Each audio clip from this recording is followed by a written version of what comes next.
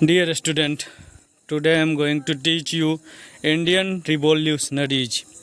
ये एक Indian national movement का ही एक पार्ट होता है जिसमें हम जानेंगे अपने भारतीय क्रांतिकारियों के बारे में कि उन्होंने किस तरह से हमारे नेशनल मूवमेंट में योगदान दिया और उसे महत्वपूर्ण और बहुत ही सक्सेसफुल बनाया। मैंने लिंक डिस्क्रिप्शन में डाल दिया है इससे पहले के वीडियो का, जो कि मैंने इंडियन नेशनल मूवमेंट 1919 से 1947 तक का एक सीरीज चलाया था। उसका मैंने लिंक डिस्क्रिप्शन में डाला है। वो एक फर्स्ट पार्ट है जहां पर मैंने 1929 तक कवर किया था, और सेकंड पार्ट जो आएंगे उसमें मैं आगे सेकंड पार्ट आएगा जिसमें मैं 1930 से लेकर 1947 तक कवर करूंगा। मैं बात करता हूं 1908 में खुदीराम बोस, प्रफुल्ल चाकी, ये दोनों ही क्या होते हैं, एक बम फेंकते हैं। किसके गाड़ी पे? लॉर्ड किंग्सफोर्ड, जो कि कौन था उस समय का प्रेजेंट गवर्नर जज था, मुजफ्फरपुर का जज था लॉर्ड किंग्सफोर्ड। 1908 में खुदीराम बोस तथा प्रफुल्ल चाकी ने उसके ही गाड़ी पे बम फेंका। लेकिन हुआ क्या, उस समय वो उस गाड़ी में नहीं था, वहाँ पे कोई और अंग्रेज जा रहा था जिसके पत्नी और बच्चे मारे गए।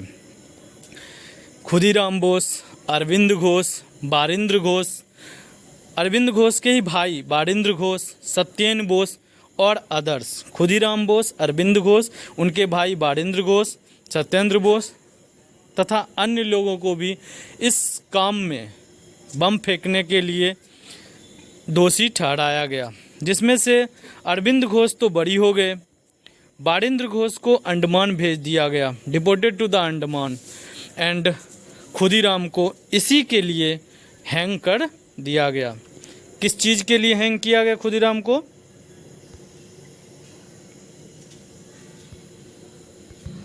लॉर्ड किंग्सफोर्ड के गाड़ी पे बम फेंकने के लिए खुदीराम को हैंग कर दिया गया, मीन्स फांसी की सज़ा दे दी गई।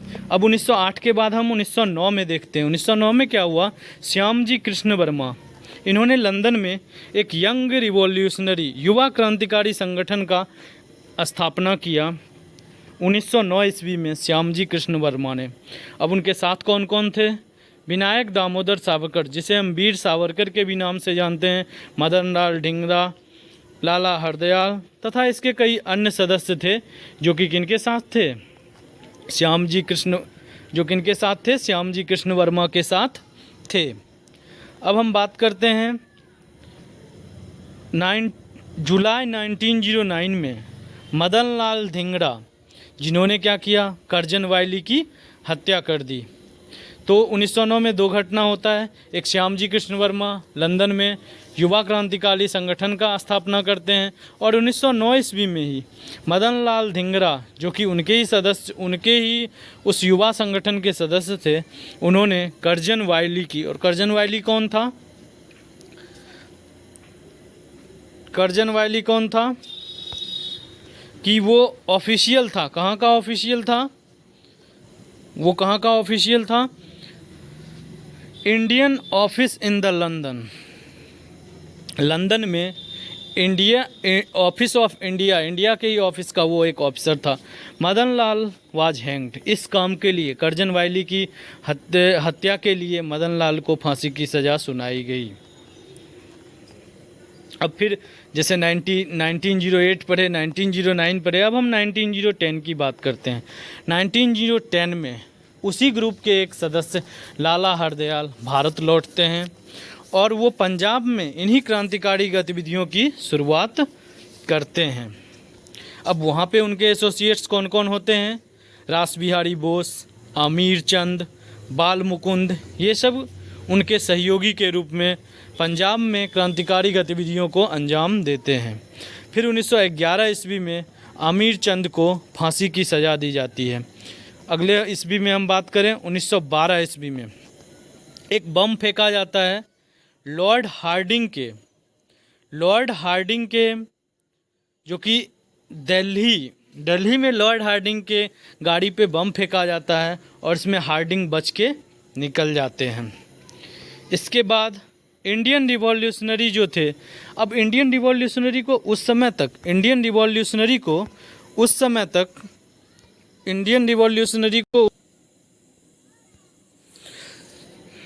बाहर में, इंडिया के बाहर क्रांतिकारी गतिविधि को करने में कोई भी डर नहीं था।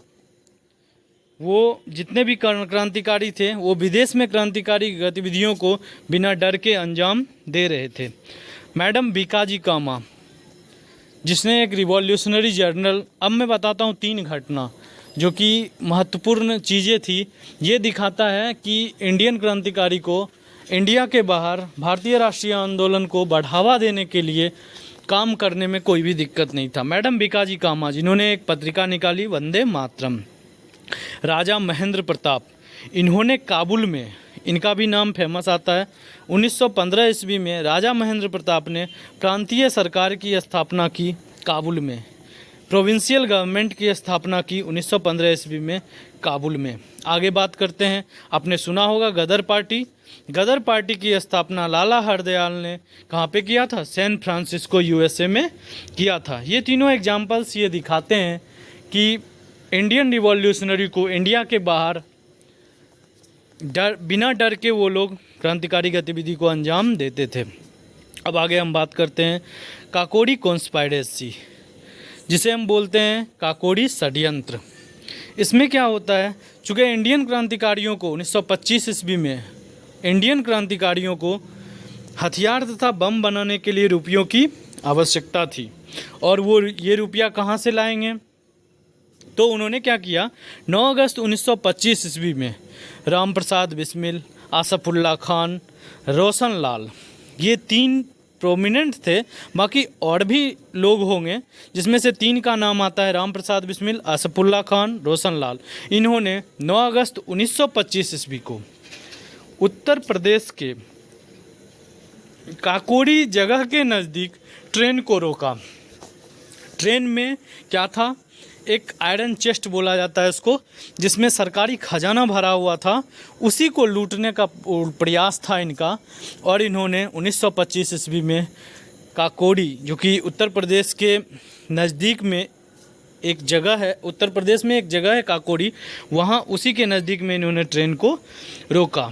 अब आयरन चेस्ट, जिसमें सरकारी रुपया रहता है, उसको लूटा इन्होंने, और राम प्रसाद बिस्मिल तथा आसफुल्ला खान के साथ कुल मिला के 4 लोगों को फांसी की सज़ा दी गई।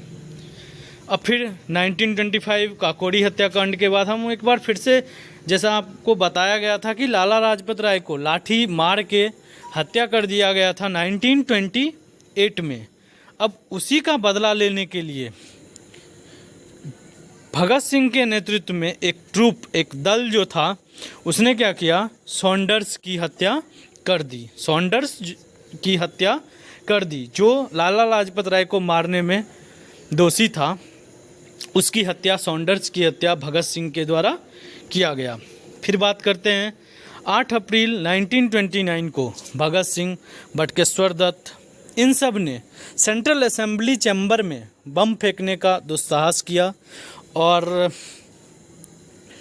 दुस्साहस क्या, साहस ही बोल सकते हैं उसको। उन्होंने, भगत सिंह तथा बटुकेश्वर दत्त, ये सब ने सेंट्रल असेंबली में बम फेंका। और इसका एम क्या था? इसका एम था कि उस समय इसका उद्देश्य बाहरी सरकार को सुनाना था। इनका उद्देश्य ये नहीं था कि ये किसी की हत्या करने के लिए वो बम फेंके थे। बस सेंट्रल असेंबली में आवाज़ गूंजे कि मुझे आज़ादी चाहिए, यहाँ के प्रॉब्लम को सुने, इसके लिए उन्होंने बस ये बम फेंकने का काम किया था।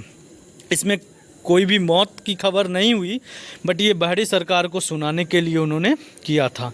फिर भगत सिंह, सुखदेव और राजगुरु को इसी काम के लिए सेंट्रल असेंबली में, भगत सिंह को सेंट्रल असेंबली में बम फेंकने तथा सॉन्डर्स की हत्या के लिए, और इनके साथ सुखदेव और राजगुरु को फांसी की सज़ा दे दी गई।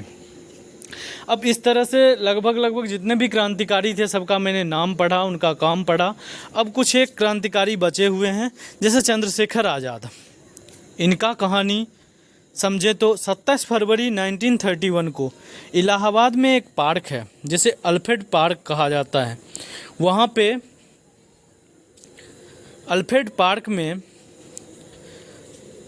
फायर एक्सचेंज हुआ। फायर एक्सचेंज कहने का मतलब कि इन्हें पुलिस ने घेर लिया और फिर उन्होंने दोनों तरफ से गोलाबारी जो भी होता है वो पुलिस से इन्होंने सामना किया और फिर बाद में इनको लगा कि ये बच नहीं सकते हैं तो इन्होंने आत्मसमर्पण करने की जगह खुद को गोली मार ली।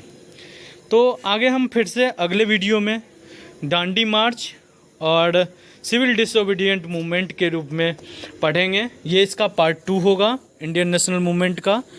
और मैं आप लोगों से कहना चाहूँगा, अगर आपको ये वीडियो अच्छा लगा, ये आपके लिए रेलेवेंट है, मैंने चूँकि दोनों ही लैंग्वेज में लिखा है और बहुत ही ईजिली सिर्फ पॉइंट को लिखा है और छोटे शब्दों में पॉइंट को लिखा है जिससे आपको अच्छे से समझ में आए और आपके दिमाग में बैठ जाए, इसीलिए मैंने इस तरह से लिखा है। अगर आपको ये वीडियो पसंद आए तो आप कमेंट करें, आप इस वीडियो को लाइक करें तथा इस वीडियो को शेयर करें और नोटिफिकेशन बेल को दबा लें जिससे मेरे आने वाले इस पूरे सीरीज़ के वीडियो को आप अच्छे प्रकार से आपको पता चले और समय पे आप उसे देख सकें। मिलते हैं इसी सीरीज़ के साथ अगले वीडियो में।